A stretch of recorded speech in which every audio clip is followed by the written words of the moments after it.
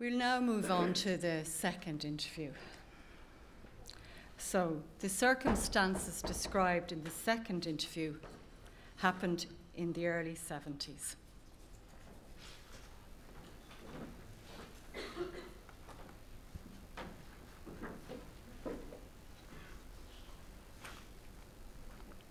And you're just going to hear her now.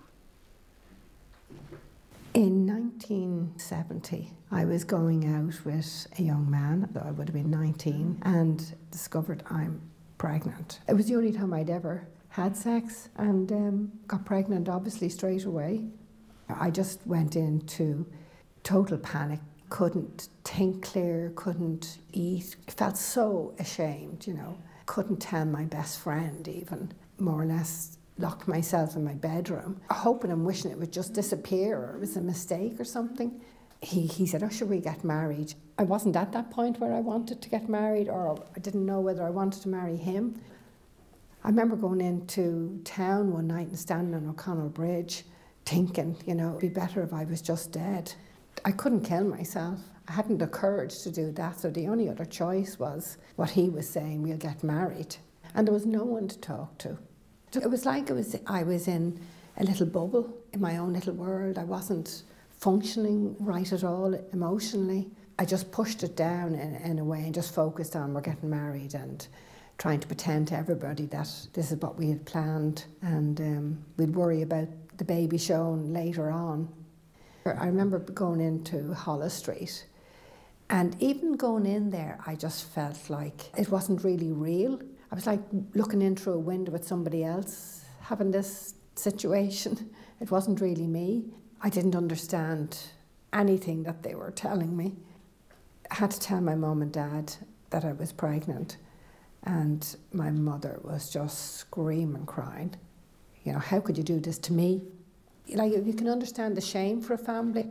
She had to face her sisters and family and my grandmother, and she had to face all the neighbours.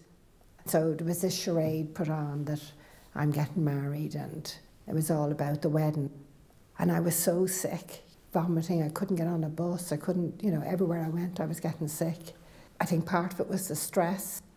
The fear of having the baby then was, as time was getting closer, like the fear of the actual thing. I couldn't even think where were we going to live or what was going to happen, when we got married. I can remember going into one of the classes in the hospital, and they actually showed us a birth. And oh my goodness, I was so frightened. I was so scared, and I was crying and crying. The nurse was saying, "You should have thought of this 9 months ago. Don't be crying now." There was no compassion. You made your bed, you lie in it now. Once she was born, then people's hearts melted. My mum and dad were doting over her, and it's forgotten, the shame. It's like you're forgiven then. They did look after me in the end, It was as much a shock for them. They didn't know how to deal with it. They hadn't ever thought anything like that would happen to them, so they weren't prepared for it. But it was really hard going. I mean, the tension in the house was, even though they were helping me, it was stressful for my mum trying to cope with another baby in the house and crying all night long, and she'd start crying, I'd start crying, and there was tensions in every situation. We eventually saved enough money for a deposit on a house with the help of my parents, but the relationship between us was never good, and he started suffering with depression and wouldn't get up out of bed and go to work, and he had a lot of issues that I didn't realise, and so we were fighting, and I ended up looking for a separation. And so I spent 11 years in and out of the Bishop's Palace looking for an annulment. So there was like years of trauma after the marriage as well. Yeah, it was tough going. And the option of abortion wasn't there? No, it wouldn't have entered my head in those days. I never heard of it. But I think had it been part of our society, part of our structure, of course I'd have been straight there under the stresses I was under. And my child wouldn't be here today. And look at those two precious grandchildren. Like the joys you get It's hard, but it's doable and you recover. I mean, it hasn't been easy, but I would hate to think where my life would have gone had I had abortion and having the guilt of that, especially when you realise later on that this was a real baby. It wasn't a fetus, it was a real baby. I'd always be wondering what my child would have been like. I just think there's so many more choices nowadays. If you're pregnant, you can get so many supports. If you just want to keep your baby, you'll get housing, you'll get income. And there's life after the baby. They grow up so quickly. And I think it made me the person I am today and gave me a different kind of education. Thank God that the society I lived in didn't provide that. I'm so happy they didn't provide that, because it would have been an easy option for me to save the shame and nobody has to know, and you could just have your life back again. You know, when a baby comes into a family, it just brings so much joy to everybody. There's nothing like a new baby. It was a gift. She was a gift.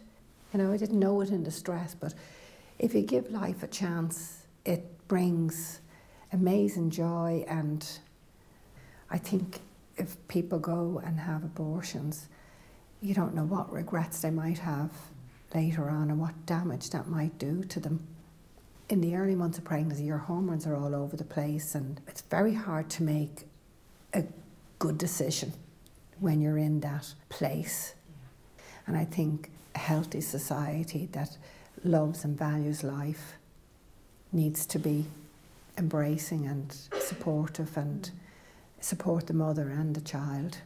I just thank God that I didn't have that choice. I can't imagine my life without her or without my grandchildren. There's so many positive options to not getting on that boat or plane and doing that, because there's no recovery from that. You know, I just wish people would give life a chance, I suppose.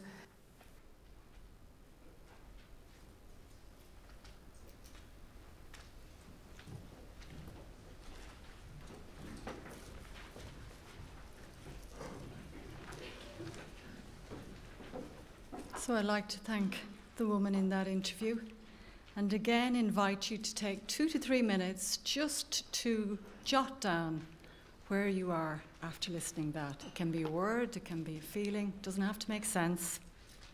Confidential, and it's for you.